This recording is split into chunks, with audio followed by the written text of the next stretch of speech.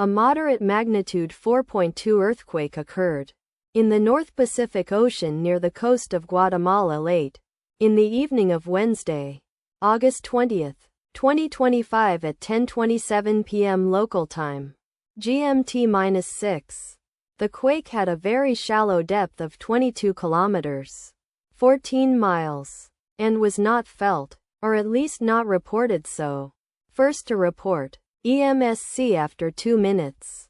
The earthquake occurred 3 days after a magnitude 4.2 earthquake had hit on Monday, August 18, 2025, at 5:56 a.m. GMT-6 local time, in 73 kilometers, 45 miles, distance to the southeast. Data source from Volcano Discovery. Did you feel it? Let us pray. May the earthquake that occurred not affect our brothers and sisters there. May the earthquake not happen again. And may God protect everyone. Amen.